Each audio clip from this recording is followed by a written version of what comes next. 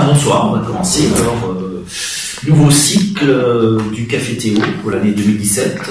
Un peu différent, la petite nouveauté, c'est que moi, je voulais changer un petit peu. J'ai décidé de prendre des théologiens, ou des théologiennes d'ailleurs, au sens large, ils ne sont pas forcément reconnus comme tels. Bon, alors il y aura des gens tout à fait reconnus comme Saint Augustin, Saint Thomas, voilà.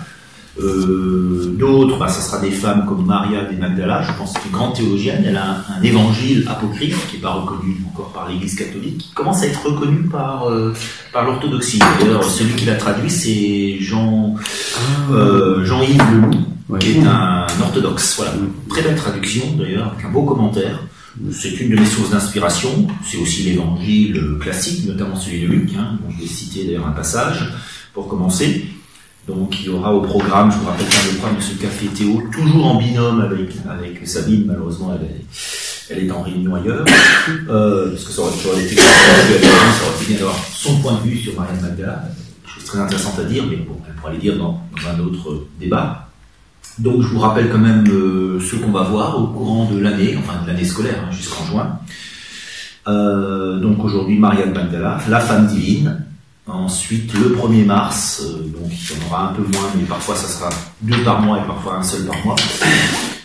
Ça sera nouveau mois sur Saint Augustin, de la luxure à la prélature, c'est le jeu de mots qui est pur, de la luxure à la prélature. Mercredi 15 mars, ça sera Sabine Leblanc. Hors de l'Église, point de salut, point d'interrogation évidemment. Comment expliquer cet adage? Ça sera le 15 mars, donc en mars il y en aura 3. Mercredi 29 mars, moi-même, Saint Thomas ou la théologie rationnelle. Le 26 avril, ça sera Maître Eckhart ou la théologie négative, toujours par moi. Ensuite, Thérèse d'Avila ou la théologie mystique. À nouveau Sabine, quel regard l'Église porte-t-elle sur le corps? Ça sera en 17 mai. 31 mai, Martin Luther ou le péché qui rend plus fort. Fait penser à la phrase de Nietzsche, ce qui ne tue pas me rend plus fort, mais ça sera samedi au Café Tao. Et enfin, le 14 juin, Sabine Leblanc, l'œcuménisme sauvera-t-il le monde? La mise en place, donc rentrons dans le vif du sujet. Maria de Magdala, la femme divine. Alors je commence par un passage célèbre de l'évangile de Luc, Luc 7, donc très connu, c'est la femme pécheresse, et on l'associe à Maria de Magdala qui va voir Jésus, qui est invité. Jésus rentre chez Simon, qui est un pharisien, qui l'accueille froidement, et moi je ne rappelle pas tout le passage, il est assez long, mais le moment décisif où Maria de Magdala entre, elle fait irruption dans la maison de Simon, elle sait qu'il y a Jésus, elle croit qu'il est le sauveur. Et donc, écoutez, et je commenterai ce passage. Tu vois cette femme, c'est Jésus qui parle, tu vois cette femme, Simon, je suis entré dans ta maison, et tu ne m'as pas offert d'eau pour reposer mes pieds lassés. Elle, bien au contraire, les a lavés de ses larmes, essuyées de ses cheveux. Tu ne m'as pas embrassé, elle, au contraire, depuis son arrivée, n'a pas cessé d'embrasser mes pieds. Tu n'as pas baigné de parfum mon visage. Elle en a couvert mes pieds, c'est pourquoi je te le dis, ses nombreuses fautes sont pardonnées parce qu'elle a montré beaucoup d'amour. Mais à celui à qui on pardonne peu, montre peu d'amour. Et toi, femme, tes péchés ont été pardonnés. Alors, évidemment, il y a une certaine stupeur dans l'assemblée, y compris chez Judas Iscariote, qui est le futur traître, qui a cette réflexion. Jésus sera très en colère d'ailleurs, il lui dira, avec l'argent de ce parfum, parce qu'elle va répandre un parfum très cher aux pieds de Jésus, Maria de Magdala. C'était une femme, il faut le savoir, qui avait un peu des moyens. C'est pas une femme très pauvre, mais elle s'est vraiment fait un effort quand même pour acheter ce parfum très cher. Et Judas dit, si on avait vendu ce parfum, au lieu de le répandre à tes pieds, on aurait pu aider beaucoup de pauvres. Et Jésus lui dira cette phrase terrible pour lui, des pauvres, vous en aurez toujours. Moi, vous ne m'aurez plus longtemps. Parce qu'il y a des pressentis sa mort possible. Et effectivement, alors ce qui peut nous faire dire aussi que Jésus n'était pas communiste parce qu'il ne rêve pas d'un monde, le royaume des cieux sur la terre, c'est pas un monde où il n'y aura plus de pauvres. Bon, espérons qu'ils seront moins pauvres, on sera un royaume, mais c'est très clair, Jésus dit qu'il y aura toujours des pauvres sur la terre. Bon, c'est intéressant quand même de le préciser. Il n'est pas utopiste, c'est pas un utopiste, c'est pas Karl Marx. Bon, Jésus n'est pas Karl Marx, bon, moi c'est clair, et je voulais le dire. Donc revenons à Maria de Magdala, c'est ce qui nous intéresse. Donc elle sait que Jésus est le sauveur. Donc elle montre son amour d'une manière assez sensuelle. Mais en fait, Jésus comprend, parce que c'est l'homme parfait, l'homme Dieu. Hein. Bon, après, moi je ne vais pas rentrer dans les dogmes du catholicisme, du christianisme. Est-ce que Jésus est vraiment Dieu, ou est-ce que c'est le Fils de Dieu, ou est-ce que c'est symbolique, c'est pas l'homme bon, quoi, tout simplement. Bon, il y a différentes manières de voir les choses. Mais en tout cas, elle sent que Jésus est un homme juste, un homme bon, et plus que ça, le Messie, le Messia, celui qui vient apporter la paix et le salut à l'humanité. Et comme c'est une femme sensuelle, mais naturelle, elle exprime son amour avec sensualité, c'est-à-dire, effectivement, embrasser les pieds, c'est quand même une scène, bon, à l'époque, on marchait pieds nus, Jésus faisait tout pieds nus, hein. Bon, c'était un rabbin quand même, on oublie parfois, hein. Il avait le statut de rabbin, rabbi, mais un rabbin contesté, voilà, un rabbin un peu hérétique, originaire de la secte des Esséniens, donc il était mal vu par les autres rabbins. Mais il avait le statut de rabbin, ça il ne faut pas l'oublier, on ne le sait pas toujours, donc il était censé être accueilli avec honneur par Simon qui l'accueille froidement. Quand tu dis pourquoi toi tu m'as pas embrassé, les hommes s'embrassaient aussi à l'époque, se faisaient la bise, hein. Pourquoi tu m'as pas donné d'eau pour mes pieds, la femme va faire tout ce que Simon n'a pas fait. Elle va baigner ses pieds avec ses larmes, elle n'a pas d'eau mais elle pleure en guise d'eau pour laver les pieds de Jésus, elle les embrasse, il y a le parfum, donc elle le traite comme un seigneur, comme un roi. Et on sait qu'elle est pécheresse. Alors on a souvent fait un contresens sur Marie-Madeleine, hein, Maria de Magdala. Ce n'est pas une prostituée, contrairement à ce qui a été dit, les recherches sérieuses qui ont été faites. C'est une courtisane, enfin c'est une femme, une châtelaine même, assez riche, hein, qui recevait beaucoup d'hommes chez elle, et des Romains notamment. Elle était bien vue par les Romains. Donc c'était une femme libre, elle n'était pas mariée, elle avait plusieurs amants, voilà. Donc c'était considéré quand même comme une femme, comme on dit, facile, et les pharisiens n'aimaient pas ça. C'était pas une femme de vertu. Mais pour eux, ce n'était pas non plus une prostituée. Il faut le préciser aussi. Elle ne se faisait pas payer. Elle se faisait pas payer, voilà. Et oui, elle se faisait pas payer. Elle n'avait pas besoin, d'ailleurs, parce qu'elle était assez riche, en plus. Donc elle se faisait pas payer, sinon c'était pas une prostituée. Il faut le préciser, parce qu'on dit parfois, dans certaines traditions qui sont pas officielles, évidemment, qu'elle aurait pu être une épouse idéale pour le Christ. Hein. Bon, pourquoi pas, hein, c'est une hypothèse. Cela dit, je vais tout de suite évoquer cette question-là, on peut y revenir dans le débat après. À mon sens, là je rejoins un peu la thèse de Frédéric Lenoir dans son très beau livre, Le Christ philosophe, qui est aussi une de mes références, que j'ai lu il y a pas longtemps. Je l'ai lu aussi un peu pour préparer cet exposé. Frédéric Lenoir dit qu'il n'y a on est dans l'incertitude totale sur Jésus. Est-ce qu'il était marié, comme le disent certains, notamment des juifs qui pensent que de toute façon pour être rabbin il fallait être marié, puisque la seule religion où les prêtres ne se marient pas, c'est la religion catholique. Il aurait été mieux vu s'il avait été marié, effectivement. Ça aurait été plus facile pour lui d'être reconnu s'il avait été marié, comme un homme de Dieu, pourquoi pas le Messie. Bon, effectivement, c'est une hypothèse. D'ailleurs, notre ami Yves Champollion est partisan de cette hypothèse. Il dit Jésus, d'après lui, était certainement marié parce qu'en tant que rabbin, c'était mal vu de ne pas être marié à 33 ans ou à peu près, hein, parce qu'on n'est pas sûr qu'il avait tout à fait 33 ans, mais la trentaine, un trentenaire, pas marié, c'était vieux déjà à l'époque, trentenaire, hein, une espérance de vie devait être dans les 50 ans maximum, voire moins.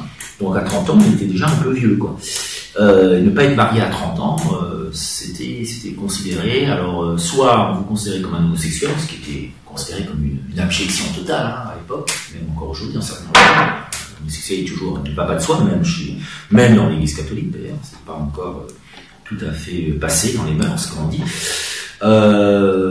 Soit un don juan, enfin un séducteur, un vagabondage sexuel, ce qui est à peine mieux, c'est un peu mieux, hein, mais c'est à peine mieux. Ou alors quelqu'un qui n'a pas de désir sexuel, un impuissant, on se moque de lui, donc c'est pas très bien vu non plus. Ouais. Bon. Mais en aucun cas on pensait qu'il pouvait se désintéresser des femmes. Donc effectivement on sent d'ailleurs qu'il est assez sensible au témoignage d'amour, c'est une forme très sensuelle encore une fois. Je précise aussi que ce passage est très très peu cité dans les églises. Hein. Bon, il fut un temps où je fréquentais pas mal les églises, moins maintenant, mais j'ai jamais entendu de sermon sur ce passage. Ce que j'ai déploré déjà tout petit, hein, tout jeune. Hein. Je trouvais que c'était dommage. On va plutôt parler de la femme adultère qui est pardonnée. Vous savez, quand Jésus, c'est dans Jean, quand les hommes veulent lapider une femme et Jésus dit que celui qui n'a point péché jette la première pierre.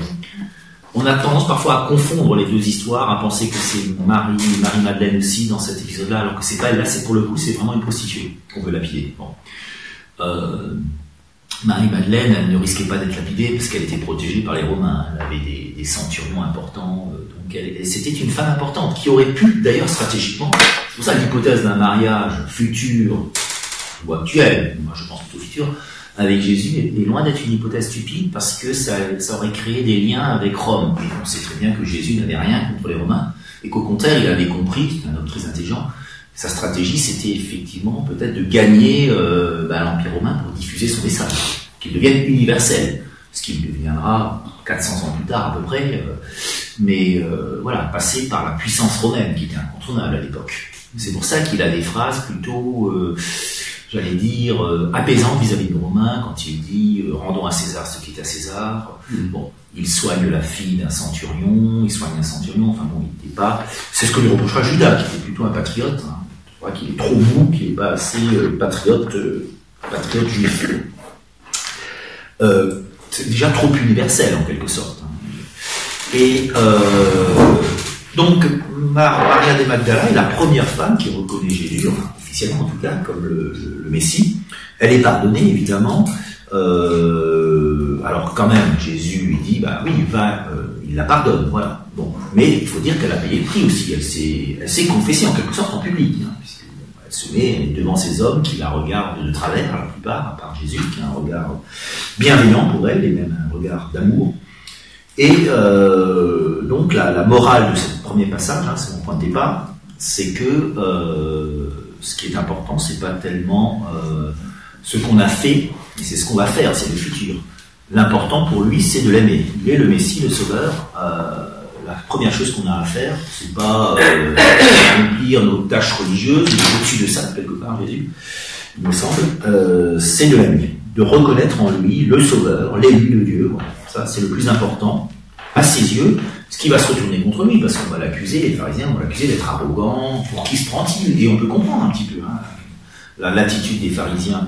Ce ne sont pas les pires, hein. Les pharisiens étaient pour la loi, c'était plutôt ce qu'on pourrait appeler des légalistes, un peu comme il y en a eu en Chine, hein, l'école légaliste en Chine, à peu près à la même époque, qui voulaient suivre la loi de Moïse à la lettre. Voilà. C'était par exemple contre la lapidation des femmes adultères, en disant non, on va pas mettre à mort, œil pour œil, dent pour dent, on va pas tuer une femme qui a trompé son mari, on va lui faire frappe pénitence, il y a des punitions de substitution qui étaient faites, qui nous font déjà frémir aujourd'hui, des coups de bâton, des choses comme ça, mais pas la peine de mort, quoi. La peine de mort, c'est pour le meurtrier. Hein. On appliquait la loi du talion, œil pour œil, dent pour dent. Donc, il n'y a pas de raison d'être trop sévère. Donc, ils étaient plutôt c'était des humanistes de leur temps, d'une certaine manière. Et Jésus était encore plus humaniste qu'eux, quoi. Par rapport à la cruauté de cette époque, parce qu'il faut savoir, quand Jésus serait arrivé dans un autre peuple, il aurait été tout de suite lapidé, torturé. C'est ce qu'il faut dire aussi, parce que le peuple d'Israël, les dirigeants ne l'ont pas reconnu, mais il avait ses chances, quoi. Il avait ses chances. Et puis on peut se dire, il a lui-même un peu provoqué les choses, hein, parce qu'il n'a pas été toujours très diplomate. Et je pense que c'était ce qui d'ailleurs fait dire qu'il a cherché un petit peu le martyre. À un moment donné peut-être. En tout cas, il savait bien qu'en s'enfuyant, ça serait l'échec total de sa mission. Il ne pouvait plus aller en arrière. Je pense pas que sa volonté première était de mourir, il n'était pas masochiste. Il le dit très bien, mon Dieu, pourquoi m'as-tu abandonné? Ou quand il dit que cette coupe s'éloigne loin de moi. Alors, deuxième intervention importante, et peut-être même plus importante de Maria de Magdala, je préfère dire Maria de Magdala que Marie-Madeleine. D'ailleurs, la Madeleine à Paris, c'est un monument en l'honneur de Maria de Magdala, Madeleine. Ou quand on dit pleurer comme une Madeleine, c'est une allusion à ces larmes magnifiques. Ou la Madeleine de Proust, d'ailleurs aussi. C'est exactement, Madeleine de Proust, c'est tout à fait ça. C'est une référence à Marie-Madeleine aussi, exactement. Donc l'autre intervention importante, c'est à la fin des évangiles. Là, on retrouve dans les 4 évangiles, c'est la Pâque, c'est la crucifixion. Après la crucifixion, le tombeau vide du Christ, hein, la bonne nouvelle de la résurrection. Alors, je ne rentre pas non plus dans les détails théologiques. Les rationalistes diront peut-être que les disciples de Jésus, dont Marie-Madeleine, auraient enlevé le corps. apparemment elle-même est surprise de voir une apparition du Christ qu'elle ne reconnaît pas tout de suite. Ça, c'est mon interprétation, purement personnelle. Le Christ lui apparaît, elle le prend pour le jardinier, il lui dit « Nolim est guéret, ne me touche pas ». Alors certains chrétiens, dont je ne suis pas, ont une interprétation puritaine, en disant « Oui, Jésus qui s'est laissé toucher », ouais, c'est contradictoire, il s'est laissé toucher de son vivant par cette femme, elle l'a bien touché, hein, je veux dire, et il n'était pas du tout puritain à ce moment-là, on lui avait reproché de ne pas être assez puritain, entre guillemets, de ne pas mettre la distance avec cette femme, sais-tu qui est cette femme, etc., ce que lui reprochera Simon. Pourquoi ne l'aurait-il pas touché? C'est tout simplement parce qu'il était dangereux sur le plan de son rayonnement énergétique. Voilà mon interprétation. Moi qui m'intéresse pas mal à la parapsychologie, on parle justement de la parapsychologie ce soir, ces jours-ci. Des apparitions, je crois, je n'en ai pas lu, mais témoignages, je pense que c'est énergétique. Que Jésus est revenu énergétiquement, un peu comme un fantôme d'une certaine manière, un peu comme n'importe qui d'entre nous, enfin bon, les gens qui racontent qu'ils ont vu leur grand-mère, etc. Bon, apparition. C'est le même phénomène, je pense. Donc la résurrection, oui et non, parce que tout le monde ressuscite d'une certaine manière, ou personne. Jésus n'aurait pas forcément un privilège. Simplement, c'est Jésus, c'est différent. Si c'était Tartampion, bien sûr, c'est important. Voilà. Et donc, elle ne pouvait pas le toucher. Il ne voulait pas qu'elle le touche parce que. Et c'est une femme intelligente, elle n'insiste pas. Mais donc, elle reconnaît que c'est Jésus. Et ensuite, il apparaîtra à ses disciples. Et lorsque Thomas touche, bon, alors là, on se dit, oui, mais quand même, il a touché. Ça semble être substantiel. Il faut savoir que le corps spirituel peut se matérialiser dans des conditions exceptionnelles. Il y a des médiums qui arrivent, des êtres humains, ils n'ont pas encore réussi, mais ils arrivent à matérialiser des animaux, avec les fameux ectoplasmes. Bon, alors, j'ai fait des trucs un peu, j'ai jamais réussi à faire ça, mais bon, arriver à constituer un ectoplasme, non, il faut être très fort, je pense, mais des médiums très forts y arrivent, paraît-il. Mais ça prend une énergie folle. Mais je crois que la parapsychologie est importante pour comprendre Marie-Madeleine, parce que si vous lisez son évangile, l'évangile de Marie-Madeleine, qui est magnifique d'ailleurs, c'est très ésotérique, c'est très spiritualiste. On croirait presque du bouddhisme ou des doctrines orientales, ce qui donne un petit peu raison d'ailleurs à Nietzsche, dans l'Antéchrist, qui dit qu'en fait, le Christ, Marie-Madeleine, certains de ses disciples, ça lui fait penser à du Lao Tzu, à du Bouddha, c'est pas du tout ce que l'Église officielle en a fait, quoi. C'est un message très spirituel, pas un message de morale. Il n'y a pas de moraline pour lui. Il ne voit pas de moraline dans le message de Jésus, qui sera d'ailleurs repris par les hippies aussi. Parce que c'est en gros, à la limite, les hippies ont fait dire à Jésus, faites l'amour, pas la guerre. Bon, il n'a pas dit ça précisément, mais il aurait presque pu le dire. Il n'était pas loin de ça. Et donc, dans l'évangile de Marie-Madeleine, alors, deux fois, c'est vrai que ça laisse un peu. C'est très beau, mais après, impossible d'en faire une synthèse. C'est tellement évanescent, tellement ésotérique, c'est très intellectuel d'ailleurs. Elle parle énormément de l'amour spirituel, de recevoir l'esprit de Dieu, et ça fait penser plutôt à des mouvements charismatiques, des choses comme ça qui vont peut-être s'en inspirer sans savoir. Je rappelle que ces évangiles apocryphes n'ont pas été reconnus par l'Église, d'où le nom d'apocryphe. Ils ont été découverts pour l'essentiel dans les années 50, en 1950 précisément. C'est les fameux manuscrits de la mer morte, les manuscrits de la mer morte qui ont été découverts, le Coran, ouais. Et c'est controversé, donc l'Église actuellement a encore du mal à les reconnaître, alors que les orthodoxes sont en avance, puisque on a la traduction de l'araméen, puisque c'était écrit en araméen, de Jean-Yves Leloup, qui est un orthodoxe français. L'Église orthodoxe est plus avancée sur la reconnaissance de certains évangiles apocryphes, pas de tous, mais de celui de Maria de Magdala. Parce que finalement, si on est juste, et ça, il me semble que c'est important que j'y revienne, la fondatrice du christianisme, c'est elle. C'est pas Paul, c'est pas Pierre. Bon, évidemment, ce fameux jeu de mots de Jésus qui dira Pierre, tu es, et sur cette pierre, je bâtirai mon église. Ce qui n'a pas fait plaisir d'ailleurs à Paul. Certainement, on parle de la rivalité entre Pierre et Paul. Pierre qui pourtant avait renié 3 fois Jésus. Et donc, bon, faire de Pierre, c'était d'une certaine manière. Moi, j'avoue que j'ai un peu du mal à comprendre, mais les lois de Dieu sont impénétrables. Faire de Pierre le fondateur de l'Église, comme le premier pape, en quelque sorte, la tradition catholique, là, pour le coup, papale, on comprend, c'est le pardon, et mais c'est qu'il y a quelque chose qui n'allait pas, quoi. Je pense que c'est mon interprétation, hein, qui n'engage que moi. Jésus aurait voulu faire de Marie de Magdala son disciple, le principal, enfin la fondatrice de l'Église, mais les mentalités de l'époque n'étaient pas prêtes. Donc il a été diplomate peut-être, une interprétation, vu qu'en plus, alors là, j'avoue que, bon, je ne vais pas me donner mon petit verset Code da Vinci, je ne pense pas que Jésus a rendu Marie-Madeleine enceinte et que les Mérovingiens sont des descendants du Christ. Bon, voilà, c'est une belle hypothèse romanesque, hein, c'est un roman, hein, Code da Vinci d'Anne Brown, mais bon. Mais par contre, qu'il y ait eu une proximité, qu'il y ait eu un désir de la part de Maria de Magdala, ça c'est évident, qu'elle était amoureuse.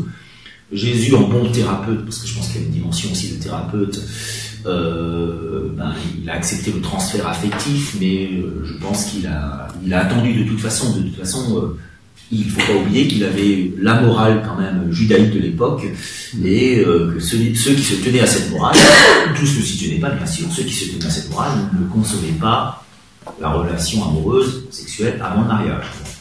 Mais l'hypothèse qu'elle était en préparation pour devenir son épouse, je la trouve très séduisante. Je la fais mienne, cette hypothèse. Et le fait qu'ils s'embrassent, après tout, les fiançailles. D'ailleurs, c'est intéressant parce qu'elle précise, chaque fois qu'elle rencontre Jésus, elle raconte sa vie un peu avec Jésus, ils s'embrassent sur la bouche, ce qui est dans une tradition orthodoxe d'ailleurs. Vous voyez, comme quoi les orthodoxes sont en avant quelque chose. Les amis orthodoxes. Le baiser sur la bouche, c'est un symbole spirituel. On fait passer l'Esprit Saint chez l'autre. Donc, Maria de Magdala raconte que le fait d'embrasser Jésus, elle ne précise pas que ça n'avait rien de sexuel, ou elle n'avait pas besoin de faire ça, elle est tout de suite ça, je pense. Hein. Mais elle dit simplement qu'en embrassant Jésus sur la bouche, elle reçoit le Saint-Esprit, l'Esprit de Dieu à travers lui. Voilà. Ça la ressource. D'ailleurs, même si vous prenez les Chevaliers de la Table Ronde, l'histoire de Tristan et Iseult, le premier baiser de Iseult à Tristan, avant la passion, la fureur passionnelle hein, entre les deux amants, c'était un signe de pardon. Donc ça a aussi pris cette dimension-là dans l'Église orthodoxe, ce qui explique que les Russes s'embrassent sur la bouche, même entre hommes. On voyait Brejnev à l'époque, pourtant communiste, mais qui restait quand même marqué par l'orthodoxie, cette tradition orthodoxe. Et donc, d'ailleurs, le jour de Pâques, les gens, vous êtes à l'église, à côté d'inconnus, vous embrassez votre voisin, votre voisine, hein, sur la bouche, le jour de Pâques. C'est la tradition. Et ça se fait, alors évidemment, c'est un baiser très superficiel, voilà, c'est symbolique, évidemment. Si Poutine embrasse Trump, là. Oui, voilà, si t'es à côté de Poutine, ben voilà, c'est le droit au baiser de Poutine. Bon. Est-ce que c'est un baiser de Judas ou pas? C'est une autre question. J'aime bien, voilà. Eric, ça ne dérangerait pas. Non, je dis ça parce qu'il n'y a pas rien contre Poutine, mais peut-être qu'il a bien raison. Ça, c'est un autre débat. Voilà. Ça, c'est un autre débat. Voilà. En tout cas, c'est une tradition qui a sa beauté. Bon, alors nous, elle nous étonne ici en Occident, hein, soit catholique ou protestant, ou autre. Mais elle a sa beauté. Donc je pense que, je ne vais pas être trop long parce qu'on va intéresser le débat, que Maria de Magdala aurait dû être reconnue comme celle qui annonce la bonne nouvelle de la résurrection. Quoi qu'on en pense, hein, qu'on la prenne à la lettre, soit vous dites tout ça c'est une supercherie, le corps du Christ. Il y a un film un peu très intéressant qu'on avait vu ensemble il n'y a pas très longtemps en Normandie, La Résurrection, hein, Wisen en anglais, qui montre un peu les conséquences de la disparition du corps du Christ. Et voilà, bon. Soit il y a trois positions possibles sur la résurrection, trois positions essentielles. Celle des athées qui disent tout ça c'est une supercherie, Jésus est mort, et puis simplement on a caché son corps pour faire croire. C'est un peu la thèse aussi de Nietzsche, qui dira, bah oui, c'est une gigantesque manipulation orchestrée par Paul pour faire croire que Jésus, c'est l'homme-dieu, voilà, pour créer une religion. Voilà. Il fallait un miracle. Bon, ça c'est la thèse, on va dire, athée en général. Je vais donner quatre thèses. Première thèse, la thèse athée, bon, ça ne nous intéresse pas ici. Deuxième thèse, la mienne, c'est-à-dire, enfin, c'est pas que la mienne, hein, énormément de catholiques, de chrétiens pensent comme moi, pensent que c'est la résurrection, il faut la prendre au sens d'un retour spirituel avec le corps spirituel et non pas comme résurrection avec son corps qui violerait toutes les lois les plus fondamentales de la science, parce que le miracle absolu en quelque sorte. Donc deuxième hypothèse, l'hypothèse que j'appellerais spiritualiste tout simplement, qui consiste à dire, bah oui, Jésus est réapparu Alors, ça n'enlève pas le mystère du corps. Le corps, certainement qu'on l'a quand même fait disparaître, on l'a caché. Mais son esprit est revenu, et il a vu les disciples, il a vu d'abord Maria de Magdala. Pourquoi Maria de Magdala en premier? Parce que c'était l'élu pour lui. Celle qui devait être le Messie, la Messie. L'initié. L'initié, voilà. On pourrait dire l'initié, voilà. L'initié. C'est l'initié, c'est le bon mot, merci. Troisième hypothèse, c'est l'hypothèse de... bon, alors c'est une hypothèse chrétienne, officielle, hein, de la résurrection avec son corps glorieux. Je précise bien, c'est pas le corps en tant que tel, c'est le corps glorieux. Et à la fin des temps, les justes, les élus, ressusciteront avec leur corps glorieux. Alors, je veux bien, ça serait super si ça pouvait arriver. Et si on fait partie des élus, évidemment. Mais bon, j'ai un peu du mal aussi à y croire, mais c'est le mystère de la foi. Donc je respecte ceux qui croient, qui prennent ça à la lettre. Et puis, quatrième hypothèse, celle des musulmans, mais pas que, mais c'est celle des musulmans. Ils pensent que Jésus, comme c'est un prophète de Dieu, très important, il ne peut pas mourir, c'est pas possible. Donc, il y aurait eu un martyr de substitution, il se serait enfui. Enfin, il serait pas mort sur la croix, voilà. Il serait parti faire sa vie ailleurs, mais j'y crois pas trop parce que qu'est-ce qu'il aurait fait? Est-ce qu'il serait resté dans son coin à vivre une vie peinard? Non, il aurait fait parler de lui quand même. S'il était allé ailleurs, j'y crois pas trop. J'écarte complètement cette hypothèse. Donc voilà. Après, voilà, moi je privilégie l'idée d'une apparition, effectivement, d'un phénomène parapsychologique. Et même par la suite, hein, quand il ira visiter ses disciples, c'est de la parapsychologie. Quant à l'idée Jésus célibataire, je pense qu'il est mort en célibataire, effectivement, plutôt. C'est plutôt mon point de vue. Vierge. Oui, allez, ça je n'en sais rien, c'est pas très important, mais certainement oui, en tout cas célibataire, parce qu'il ne faut pas oublier, c'est Lenoir qui le dit très bien, qu'il faisait partie de la secte des Esséniens où on était pour la virginité, la pureté, le célibat, on cautionnait le célibat chez les Esséniens. C'était pas le courant majoritaire des Juifs qui était pour le mariage, donc il y avait un courant déjà ascétique et enfin en tout cas mystique, essénien. Jésus a pu s'en démarquer quand même. Mais donc je pense plutôt qu'il était destiné à avoir une femme, évidemment, parce que ce sont les principes du yin et du yang qui sont pour moi absolument parfaits, enfin qui sont indiscutables à mon sens. Un homme doit reconnaître une femme et vice versa, mais bon, après tout, on dit qu'il était certainement plus jeune que 33 ans, donc il pouvait encore, surtout pour un homme, on peut jusqu'à très tard avoir des enfants, donc il pouvait fonder une famille. Ça me semble presque une évidence que c'était, et pourquoi pas elle, je pense que c'était elle, la femme qui lui était destinée, puisque j'en vois pas d'autres. Elle avait le même âge que lui? Un peu plus jeune, elle était un peu plus jeune, oui, on précise pas trop, mais une femme, on peut imaginer de 25 ans, voilà, une femme, voilà, pas une gamine, mais une femme plus jeune que lui, voilà, qui aurait pu lui donner de nombreux enfants, voilà. Oui, puisque à l'époque, il valait mieux commencer quand même à avoir des enfants assez tôt, pour en avoir plusieurs. Et oui, en plus, d'enfants. Donc l'hypothèse d'un mariage du Christ, moi je la trouve intéressante, c'est disant assez logique. Et Maria de Magdala, pourquoi la femme divine? Lui, parce que justement, ça serait la contrepartie féminine au Christ, la femme qui serait en quelque sorte digne de lui, à son niveau spirituel, de compréhension. Et on le voit quand on lit son évangile, ça fait penser à l'évangile de Jean, qui est le plus intellectuel des 4 évangélistes, le fameux Jean, qui aura aussi la révélation de l'Apocalypse. On sent quand même, c'est un évangile qui est au-dessus de la morale. C'est ce qu'on sent aussi avec Maria de Magdala. C'est un évangile où il n'y a pas de sentence morale, comme on en retrouve parfois chez certains évangélistes. On sent que c'est quand même un peu moral. Bon sens du terme, certes, mais là on est au-dessus de ça. On est dans de la métaphysique, dans de la théologie pure, dans du mysticisme même. C'est très mystique. C'est pour ça que c'est pas facile à comprendre, et je pense que seuls des initiés peuvent comprendre. Et je crois même, c'est mon hypothèse, que l'évangile de Maria de Magdala devrait se lire avec des codes d'interprétation qu'on n'a pas, il me semble. Je crois que c'est un peu un message codé pour des initiés. C'est un peu ma thèse, en tout cas.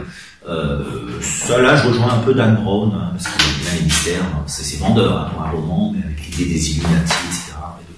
De choses cachées qu'on ne connaît pas, qui auraient des initiés qui les connaissent, et c'est un secret qui doit se transmettre, parce que s'il était divulgué, comme on dit, les violences vont parler, ça serait une catastrophe.